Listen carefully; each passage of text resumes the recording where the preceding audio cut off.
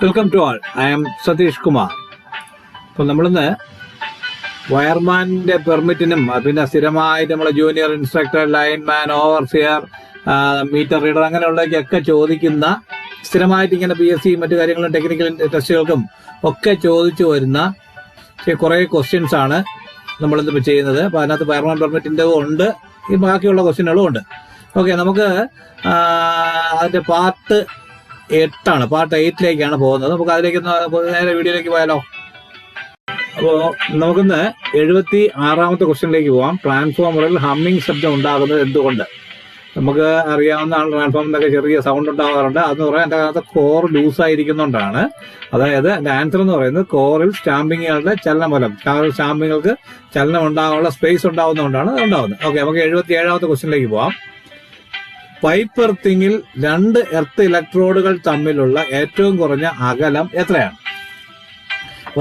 Pipe earthing എന്ന് പറയുമ്പോൾ നമ്മുടെ സാധാരണ ചെറിയ ഇൻസ്റ്റലേഷനിലാണ് പൈപ്പ് എർത്തിങ്. ബാക്കിയുള്ള വലിയ ഇൻസ്റ്റലേഷനിലെല്ലാം നമുക്ക് പൈപ്പ് എർത്തിങ് അല്ല, നമുക്ക് പ്ലേറ്റ് എർത്തിങ് ആണ് അല്ലേ. അപ്പോൾ ഇതിന്റെ ഏറ്റവും കുറഞ്ഞ അകലം 2 ഇലക്ട്രോഡുകൾ തമ്മിലുള്ള അകലം എന്ന് പറയുന്നത് 5 മീറ്റർ ആണ്. ഓക്കെ, ഇനി അടുത്ത 78ാമത്തെ ക്വസ്റ്റ്യൻ. വയറിംഗ് ഇൻസ്റ്റലേഷനുകളിൽ സ്വിച്ചുകൾ ഫേസിലാണോ ഘടിപ്പിച്ചിരിക്കുന്നതെന്ന് അറിയുന്നുള്ള ടെസ്റ്റ് എന്താണ്? അപ്പോൾ അതിന്റെ ഉത്തരം നമുക്ക് കണ്ടിന്യൂറ്റി ടെസ്റ്റ് ആണ്, മറ്റു ടെസ്റ്റുകളൊന്നും അല്ല. ഇത് കണ്ടിന്യൂറ്റി ടെസ്റ്റ് എന്ന് പറയുന്നത് സപ്ലൈ ഓഫ് ചെയ്ത ശേഷം സ്വിച്ചിലേക്ക് ഫേസ് വരുന്ന വയറും മെയിൻ നമ്മുടെ ഇൻപുട്ട് ഫ്യൂസിലിന്റെ ഔട്ടും കൂടെ നമ്മൾ കണ്ടിന്യൂറ്റി ടെസ്റ്റ് ചെയ്യുമ്പോൾ അത് കണ്ടിന്യൂറ്റി കാണിക്കുന്നുവെങ്കിൽ അതാണ് കറക്റ്റായിട്ട് ചെയ്യാനുള്ളത്.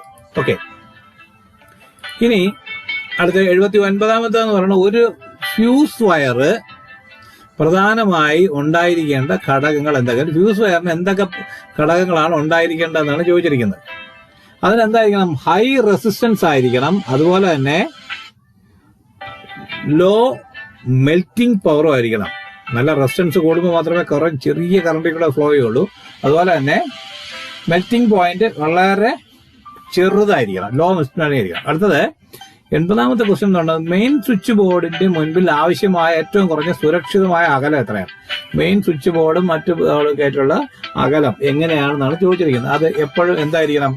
മിനിമം 1 മീറ്റർ എങ്കിലും ഉണ്ടാവണം.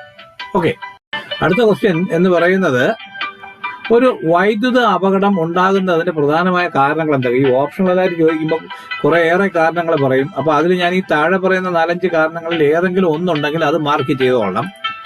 ഒന്നുമല്ല, ഉത്തരം സുരക്ഷയെ നമ്മളെ സുരക്ഷയെ, നമ്മളെ സേഫ്റ്റിയെ നമ്മൾ അവഗണിക്കുന്നതുകൊണ്ട്, പിന്നെ സുരക്ഷിതമല്ലാത്തതും അനുയോജ്യമല്ലാത്തതുമായ ഉപകരണങ്ങളുടെ ഉപയോഗം കൊണ്ട്, ഇത് നമ്മളെ ഓവർ കോൺഫിഡൻസ്, അതായത് അമിതമായ ആത്മവിശ്വാസം കൊണ്ട്, പിന്നെ അശ്രദ്ധ, അതായത് ശ്രദ്ധയില്ലായ്മ കൊണ്ട്. ഇങ്ങനെയാണ് നമ്മുടെ ഏറ്റവും പ്രധാനപ്പെട്ട കാര്യങ്ങൾ. ഇനിയും ഉണ്ട്, എങ്കിലും ഇതൊക്കെയാണ് ഏറ്റവും പ്രധാനപ്പെട്ട കാരണങ്ങൾ. അടുത്ത 82ാമത്തെ ക്വസ്റ്റ്യൻ. ഒരു ഡിസ്ട്രിബ്യൂഷൻ ട്രാൻസ്ഫോമറിന്റെ സെക്കൻഡറി സൈഡിലെ വോൾട്ടേജ് എത്രയാണ്? നമ്മൾ കഴിഞ്ഞ ദിവസം പഠിച്ചിരുന്നു, ഒരു വീഡിയോയിൽ ഉണ്ടായിരുന്നു, ഡിസ്ട്രിബ്യൂഷൻ ട്രാൻസ്ഫോമറിന്റെ പ്രൈമറിയും സെക്കൻഡറി ഏതൊക്കെ വൈൻഡിങ്ങുകളാണെന്ന്. അപ്പോൾ നമുക്കറിയാം, അവിടെ നിന്ന് പ്രൈമറി സൈഡിൽ 11 kV വരുമ്പോൾ 3 വയറേ ഉള്ളൂ, അതുകൊണ്ട് അത് ഡെൽറ്റ ആയിട്ടാണ് കൊടുക്കുന്നത്. നമുക്ക് സെക്കൻഡറി എന്ന് പറയുമ്പോഴത്തേക്കും നമുക്ക് സിംഗിൾ ഫേസ് എടുക്കണം, അപ്പോൾ ന്യൂട്രൽ വേണം, അപ്പോൾ അത് സ്റ്റാർ ആയിരിക്കും. അപ്പോൾ സ്റ്റാറിൽ തന്നെ നമുക്ക് വേണ്ടത് 230 വോൾട്ടാണ്, പക്ഷേ നമുക്ക് ഔട്ട്പുട്ട് കിട്ടുന്നത് 3 ഫേസ് ആണ്. അപ്പോൾ 415 മുതൽ 440 വരെയുള്ള ഏത് വേണോ ആകാം. ഓക്കെ, അടുത്തത് ജനറേറ്റിംഗ് സ്റ്റേഷനുകളിൽ ഉപയോഗിക്കുന്ന ട്രാൻസ്ഫോമർ ഏത് തരത്തിലുള്ളതാണ്? ജനറേറ്റിംഗ് സ്റ്റേഷനുകളിൽ സാധാരണ ഈ 11 kV ആണ് ജനറേറ്റ് ചെയ്യുന്നത്. അതിന് നമ്മൾ ട്രാൻസ്മിഷൻ ലോസ് കുറയ്ക്കുന്നതിന് വേണ്ടിയിട്ട് ഹൈ വോൾട്ടേജ് ആക്കി വിടും. അപ്പോൾ അതുകൊണ്ട് തന്നെ ഹൈ വോൾട്ടേജ് ആക്കണമെങ്കിൽ നമുക്ക് സ്റ്റെപ്പ് അപ്പ് ട്രാൻസ്ഫോമറുകളാണ് വേണ്ടത്. അടുത്ത 84ാമത്തെ ക്വസ്റ്റ്യൻ. വീടുകളിൽ വെള്ളം പമ്പ് ചെയ്യാൻ ഉപയോഗിക്കുന്ന മോട്ടോർ കുറഞ്ഞ വോൾട്ടേജ് പ്രവർത്തിപ്പിച്ച്, അതായത് ലോ വോൾട്ടേജ് ഉള്ള സമയത്ത് നമ്മൾ പ്രവർത്തിപ്പിച്ചാൽ എന്ത് സംഭവിക്കുമെന്നാണ് ചോദിച്ചിരിക്കുന്നത്. അത് നമ്മൾ സാധാരണ എല്ലാവരും പറയുന്നതാണ്, സന്ധ്യ സമയത്തൊക്കെ വോൾട്ടേജ് കുറഞ്ഞ സമയത്താണ് പമ്പ് ഓൺ ചെയ്യുന്നത്. എൻ്റെ ഉത്തരം എന്താണ്? ഇത് പെട്ടെന്ന് ചൂടാവും. അനാവശ്യമായ വോൾട്ടേജ് ഇല്ലെങ്കിൽ, അത് ഇൻഡക്റ്റീവ് കോയിൽ ആയതുകൊണ്ട് ആവശ്യമായ വോൾട്ടേജ് ഇല്ലെങ്കിൽ ചൂടാവുകയും കറണ്ട് കൂടുതലാവുകയും താരതമ്യേന അതിന്റെ ലൈഫ് കുറയുകയും ചെയ്യും. മോട്ടോർ വളരെയധികം ചൂടാവുകയും കാലക്രമേണ.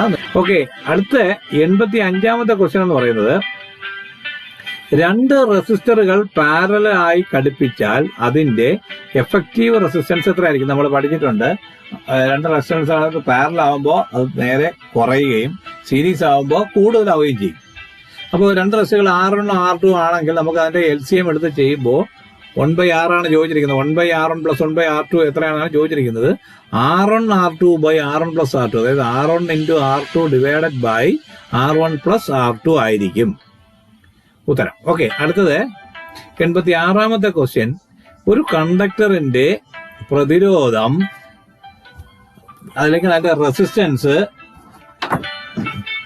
കൂട്ടണമെങ്കിൽ കണ്ടക്ടറിന്റെ നീളത്തിൽ എന്ത് വ്യത്യാസം വരുന്നത്? നമ്മൾ പഠിച്ചിട്ടുള്ള കാരണമാണ് ρ × L/A.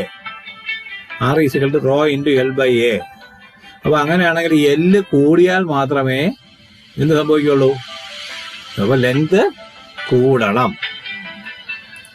അടുത്ത ക്വസ്റ്റ്യൻ. ഒരു സ്വിച്ച് ബോർഡുകളുടെ ഉയരം തറനിരപ്പിൽ നിന്ന്, അതായത് ഗ്രൗണ്ട് ഫ്ലോറിൽ നിന്ന് എത്ര ഉയരത്തിലായിരിക്കണം?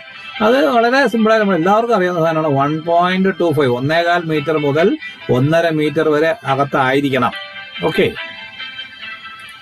അടുത്തത് 100 വാട്ട് 230 വോൾട്ട് ശേഷിയുള്ള ഒരു ബൾബ് ഒരു 3 ഫേസ് സപ്ലൈയിലെ 2 ഫേസുകൾക്കിടയിൽ ഘടിപ്പിച്ചാൽ എന്ത് സംഭവിക്കും?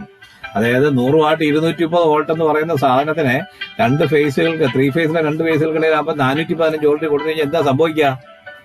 ആ ബൾബ് ഭയങ്കര വെളിച്ചത്തിൽ കത്തിയിട്ട് ഫ്യൂസായി അങ്ങ് പോകും അല്ലേ? അതെ, ശക്തിയായി പ്രകാശിച്ച ശേഷം ആ ബൾബ് ഫ്യൂസായി പോകും. ഇനി 89ാമത്തെ ക്വസ്റ്റ്യൻ.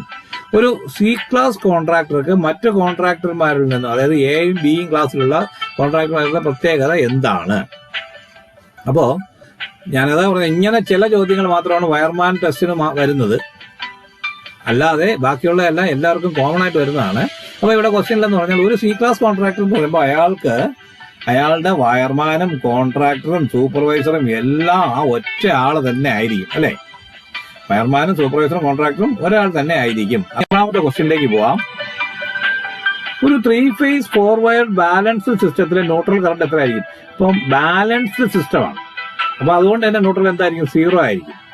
ഓക്കെ, അപ്പൊ 90ാമത്തെ ക്വസ്റ്റ്യൻ എന്ന് പറയുന്നത് ഒരു AY/FY കേബിളിൽ ഉപയോഗിക്കുന്ന കണ്ടക്ടർ ഏതാണ്?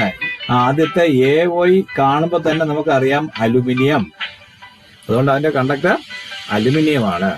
91ാമത്തേത് വയർമാൻ പരീക്ഷ എഴുതുന്നതിന് എത്ര വർഷത്തെ അപ്രന്റീസ്ഷിപ്പ് യോഗ്യത ആവശ്യമാണ്? വയർമാൻ പരീക്ഷയ്ക്ക് 1 വർഷം വേണം, നിർബന്ധമായിട്ടും 1 വർഷത്തെ അപ്രന്റീസ്ഷിപ്പ് വേണം. അടുത്ത 12ാമത്തെ ക്വസ്റ്റ്യൻ എന്ന് പറയുന്നത് ഒരു വോൾട്ടേജ്, കറണ്ട്, റെസിസ്റ്റൻസ് എന്നിവയെ തമ്മിൽ ബന്ധപ്പെടുത്തുന്ന നിയമം ഏത്? വോൾട്ടേജും കറണ്ടും റെസിസ്റ്റൻസിനെയൊക്കെ തമ്മിൽ ബന്ധപ്പെടുത്തുന്ന നിയമം എന്ന് പറയുന്നത് നമ്മൾ പഠിച്ചിട്ടുണ്ട്, ജോർജ് സൈമൺ ഓമിന്റെ ഓംസ് ലോ ആണ്. അടുത്ത 93ാമത്തെ ക്വസ്റ്റ്യൻ എന്ന് പറയുന്നത് ഒരു 4 പോൾ ചേഞ്ച് ഓവർ സ്വിച്ചിന്റെ മൊത്തം എത്ര ടെർമിനൽ ഉണ്ടാവും? അപ്പൊ അതിനകത്ത് ഇൻപുട്ട് KCBയുടെ ഒരു 3 ഫേസ് ന്യൂട്രലും, ഔട്ട്പുട്ട് 3 ഫേസ് ന്യൂട്രലും, ഇനി ജനറേറ്ററിന്റെ 3 ഫേസ് ന്യൂട്രലും, അങ്ങനെ മൊത്തം 4 വച്ച് 3 എണ്ണം 12 ടെർമിനലുകൾ ഉണ്ടാവും. അടുത്ത 94ാമത്തെ ചോദ്യം. ഒരു UPS എന്നാൽ എന്താണ്? UPS എന്നാൽ എന്താണ്? അൺഇന്ററപ്റ്റഡ് പവർ സപ്ലൈ എന്നാണ്. അതായത് ഒരു കാരണവശാലും സപ്ലൈ നിലയ്ക്കുന്നില്ല, എപ്പോഴും ഉണ്ടാവും. അടുത്ത 95ാമത്തെ ക്വസ്റ്റ്യൻ. ഒരു സിംഗിൾ ഫേസ് മോട്ടോറിന്റെ വയറുകൾ തമ്മിൽ മാറ്റിക്കൊടുത്താലും അതുപോലെ ഒരു 3 ഫേസ് മോട്ടോറിന്റെ 2 ഫേസ് വയറുകൾ തമ്മിൽ മാറ്റിക്കൊടുത്താലും എന്ത് സംഭവിക്കും?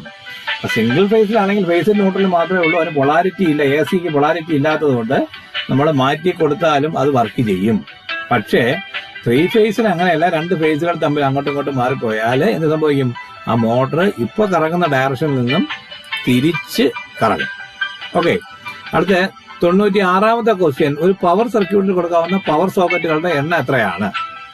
പവർ സർക്യൂട്ടിൽ മാക്സിമം 2 സോക്കറ്റുകളെ കൊടുക്കാവൂ. അതുപോലെ തന്നെ 3000 വാട്ട്സിന് മുകളിൽ കൊടുക്കാൻ പാടില്ല. 97ാമത്തെ ക്വസ്റ്റ്യൻ എന്ന് പറയുന്നത് വളരെ ഉയർന്ന AC വോൾട്ടേജുകൾ അളക്കുന്നതിന് ഉപയോഗിക്കുന്ന ഉപകരണങ്ങൾ ഏത്? വളരെ ഉയർന്നതാണെങ്കിൽ നമുക്ക് അതിനെ പറ്റി മീറ്റർ ഒന്നും കിട്ടത്തില്ല. അപ്പൊ ആ മീറ്ററിൽ, സാധാ മീറ്ററിൽ തന്നെ നമ്മൾ എന്ത് ചെയ്യണം? ഒരു പൊട്ടൻഷ്യൽ ട്രാൻസ്ഫോമർ PT ഇട്ട് വേണം നമുക്ക് അതിന് കിട്ടാൻ. അപ്പൊ പൊട്ടൻഷ്യൽ ട്രാൻസ്ഫോമറും വോൾട്ട് മീറ്ററുമാണ് അതിന്റെ ഉത്തരം. ഈ 98ാമത്തെ ക്വസ്റ്റ്യൻ. ഒരു IS കോഡ് പ്രകാരം 20 mm PVC പൈപ്പിൽ കൂടി കടത്തിവിടാവുന്ന 1.5 സ്ക്വയർ mm വയറുകളുടെ എണ്ണം എത്ര? അത് മാക്സിമം 5 എണ്ണമേ പാടുള്ളൂ. ഓക്കെ. ഇനി 99ാമത്തെ ക്വസ്റ്റ്യൻ, വീടുകളിൽ സ്റ്റെയർ കേസ് വയറിങ്ങിന് ഉപയോഗിക്കുന്ന സ്വിച്ചുകളുടെ എണ്ണം എത്ര? ഏത് സ്വിച്ച്? ഇപ്പൊ വീടുകളിൽ സ്റ്റെയർ കേസ് വയറിങ്ങിന് നമുക്ക് എന്താ ഉപയോഗിക്കുന്നത്? 2 സ്വിച്ച് ഉപയോഗിക്കുള്ളൂ. കാര്യം സ്റ്റെപ്പില് അതിന് താഴെ മുകളിൽ, അല്ലെങ്കിൽ ബെഡ്റൂമിലാണെങ്കിൽ അപ്പുറത്ത് ബെഡിന്റെ അവിടെ മെയിൻ ബോർഡിലും ഓക്കെ അല്ലെ. അപ്പൊ അതിനകത്ത് ഇനി സ്വിച്ച് എന്ന് പറയുന്നത് SPDT, അതായത് സിംഗിൾ പോൾ ഡബിൾ ത്രോ സ്വിച്ചുകളാണ്. ഓക്കെ. അടുത്തത്, മാസ്റ്റർ കൺട്രോൾ വയറിങ്ങിന് ഉപയോഗിക്കുന്ന സ്വിച്ചുകൾ ഏത്? മാസ്റ്റർ കൺട്രോൾ വയറിങ്ങിന് എന്താ ഉപയോഗിക്കുന്നത്?